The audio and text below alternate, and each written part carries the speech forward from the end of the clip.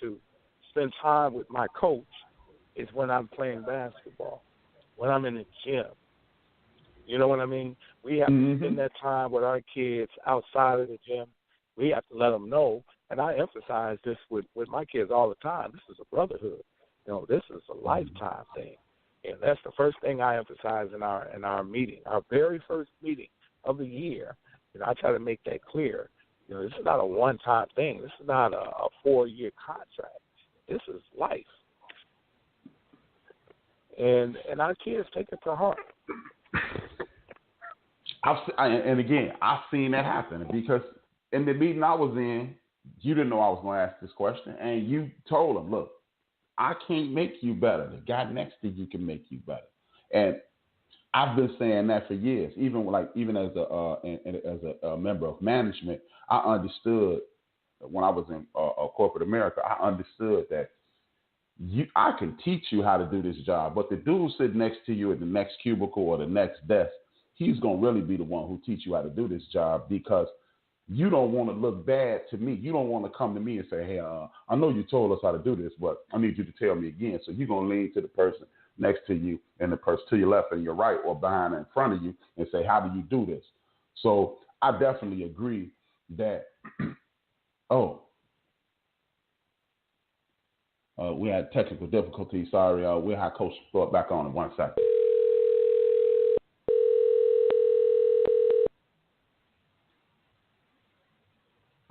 Presently, I'm having technical difficulties. I'm working on getting Coach Thorpe back on. We were in the middle of a conversation, and Coach Thorpe was telling us what we need to do as a community and what we need to do to continue to help our young people out and put them in the best possible situation so they can be as successful as possible. Coach Thorpe, again, is the coach at North Lawndale College Prep here in Chicago, Illinois.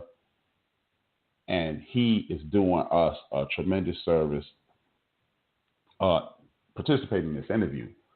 This is a coach who, as I stated throughout the interview, he is engaged with his young people. These young people respect him. These young people listen to him. And there are literally hundreds upon hundreds of coaches throughout the city of Chicago who's doing this. And that's the purpose of these weekend interviews. As I do these weekend interviews, I'm going to expand from athletes to coaches and put myself in a situation to where I can not only impact the sports world nationally and in some cases internationally by disseminating my opinions. What I'm going to do is put myself in a situation where I can impact people throughout the entire diaspora. I don't want to just help people in Chicago. I don't want to just help people in Indiana, Michigan, so forth and so on in the Midwest. I want to help the people in the community from coast to coast. And as I link up with these coaches and put myself in a situation to whereas I will.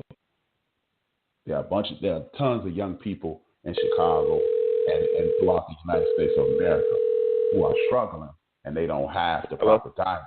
Okay, I got you back now, Coach. Yes. Okay, I don't know what happens. If it's man-made, it's gonna fail us at this point. But like I was saying, I just want to put ourselves. I want to figure out a way that people like myself and the older athletes and the athletes that are coming up can reach back and help our young people because and I don't want to make this a black or white thing, but it is a black thing. It is a black thing because you know what? We can stand around, we can stand on the soapbox and say, "Hey man, we need help. We need help." But Brian Williams and everybody who's listening to this show, we got to stop saying what the man ain't doing and be a man and come and help out Coach Thorpe, whether it be financially or whether it be time-wise or whatever, because I'm sick of it, man. I'm not gonna lie to you, man. I lived in. This is something I don't know if you listened to the last week's show, but I spoke on this. This is something that I think I'm gonna ask you about it. Now that I'm bringing it up, I wasn't gonna ask you about it, but this is something I spoke about on last week's show. You got Kevin Love. I don't know, he's not part of our community, but he helps in this portion. Kevin Love, DeMar DeRozan, Markelle Fultz, back in the day, Kendall Gill, they're all suffering from anxiety and depression. One of the things that bothers me is those four people that I know of, and it probably hundreds of others, they suffer from anxiety and depression to the point where Markelle Fultz has to do interviews like Ricky Williams used to do it back in the day. He used to have to do an interview with a towel over his face because there's so much pressure on these young men. You can't get away from. Wow. You can't, like, remember the Teddy Pendergrass song? You can't hide from yourself. Everywhere you go, there you are. Even more, it's more prevalent now because Markelle Fultz was drafted number one. That comes with a ton of pressure. I'm 19 years old. I'm not really ready for that pressure. But I'm tired. And now I'm the number one breadwinner in my house. Whereas, 70 years ago, it was 19 being the number one breadwinner. It was a different situation. So you were mentally built for that. But these kids aren't. Now I got Twitter. Right. And I got a whole planet asking what's wrong with me. I go to the grocery store, so forth and so on. What do you think about these institutions? And, like a coach coming to your school saying, hey, player X, he the best thing we've seen since sliced bread, or since the last time we came here and gave you this spiel, but he the best thing since sliced bread. What about asking these people about helping these young people with counseling or talk therapy? Because if you are the best thing since sliced bread, you might need somebody to talk to. Because me personally, Coach Thorpe, I was born on the west side, not far from where your school is. My mother was blessed enough to move me to a middle class neighborhood. Now, but in this middle class neighborhood, you know how they say owners, the good side of the track, the best side of the track. I like to say I grew up on the tracks, meaning if I walked out of my house and walked a quarter mile to my right, it was Cabrini Green Projects. If I walked a quarter mile to my left, it was the Gold Coast. That's why I say I grew up on the track. If I literally look out my window and I would see going north on my street, Maseratis, Rolls Royces, Ferraris. Going south, I saw the hood cars, the box Chevys, the rims, the loud sounds. So I got a chance to see a little bit of everything. And I'm from the west side, so I would never stop going to the west side. It was a situation that me and my friends, we would literally say this. Hey, man, let's hurry up and go down to Sammy's because, they're going to start shooting in a little while. That's extremely traumatic. Looking back, as a 47-year-old man, that was insane. And they're going to start shooting. Let's hurry up and go get something to eat. So. And here's what makes it even worse. What makes it even worse to me is when we say it with no sense of urgency, very calm, because it's the norm. Yes. It's the norm. And that's why I said we need to start pushing some of these schools because most universities have a medical school. If you got a medical school, you got a psych program. You got a psych program, you need to get these people some talk therapy because if they coming from a neighborhood like mine and then you got the weight of the world on your shoulders. I got to feed my family. I got to get these grades. I got to play ball. If I get drafted, now I got to excel in this or I'm going to be a failure. I mean, what do you think about making some of these institutions invest in some of our kids from a psychological standpoint? I think it's a good idea. I think it's, in fact, a great idea. And I think the ones that really care, I think they would do that. I think they would make that investment. Problem is finding out those that will do it. And I also think as coaches, as parents, as adults, we have to make that emphasis. Okay. We have to make that emphasis when we have coaches that come in our gym or come in our house. We got to make that clear.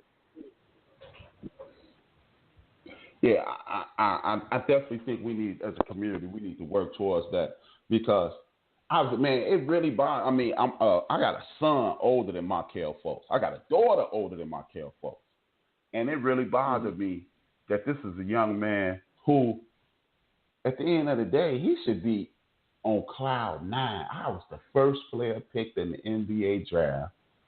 I played in one of the biggest markets in the United States of America. I should be on cloud nine, and he's suffering from so much anxiety. He has to talk into a towel. That bothered me, man. And again, I don't want to make it a race thing, but I really believe we need to start. Like, okay, I talk about this with people all the time. Now, I understand that we're not going to get the, let's just use Derrick Rose and Ronnie Fields, for example. We're not going to get Derrick Rose and Ronnie Fields to go to a lower level school on a regular basis. We might get them to do it every once in a while. But what do you think about focusing on getting our young people to go to like HBCUs and school, or better yet, schools that we have relationships with, so we know that coach is going to take care of our young people? And the key word there is relationships. Because, right. I mean, not all schools is going to take care of our kids. I don't care where they are, who they are. And I think that is important. I think it's important as coaches, as parents, that we research. We do our research. We do our due diligence. You know, we make sure that our kids are making, because our kids are excited, just like Holtz was. He was excited. You know, he was excited being drafted. He didn't know what was coming. And when our kids go to college, a lot of times we have so many kids that go off to college. I'm not just talking about athletes that come back home. You got kids that play 4 years and don't get a degree. And I hate to say it, but in my opinion, the way it looks to me, like, you know, these youngsters are being used. Exactly. They serve their purpose. It's time to move on. Thanks, kids. Yeah, we on the same page, because at this point they are being used, because like I learned that you know, just throughout being a former low-level athlete and having friends, most schools don't offer 4-year scholarships. They offer 4 one-year scholarships, and then they could do away with you after a couple years. Like university, that's how you can have 8-9 new players on your team every year, because you know, I have a cousin who let me know that they told him, hey, man, it's over. You got to go. And I don't want to badmouth anybody, but that lets me know that we are not doing the proper research.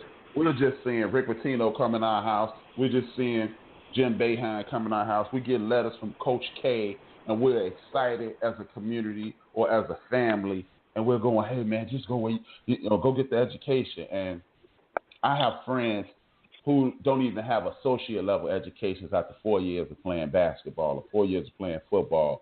And it is shameful that that's happening. And I think the fact that these big like this whole, I think it's a farce. I spoke with you about it. I think it's a farce, this whole FBI investigation. I really believe it's to scare away the low-level coaches. Now, it may sound like I'm talking out both sides of my mouth, but these low-level coaches are getting money from these sneaker companies and funneling these young people into certain situations. I really believe, and I don't really have a problem with that, but I really believe this whole FBI thing is so the big guys can keep giving the big guys money and scare away people on the lower level to continue to make the poor stay poor and the rich get richer. That's just, again, right. I don't want you to burn any bridges, Coach, but that's just the way I see it, you know, because I'm looking at the coach at Xavier, leaving Xavier and going to Louisville, a team that is in the epicenter. They are in the eye of the storm of this FBI investigation, but you're going to leave and go there. That would be like you leaving North Lawndale after winning the state title, and then I say, hey, man, I'm starting this school out my backyard, and I'm going to need you to be the basketball coach. And you go, hey, well, I may as well go down there. because I've never heard of a coach signing up for a program. And then even a bigger picture,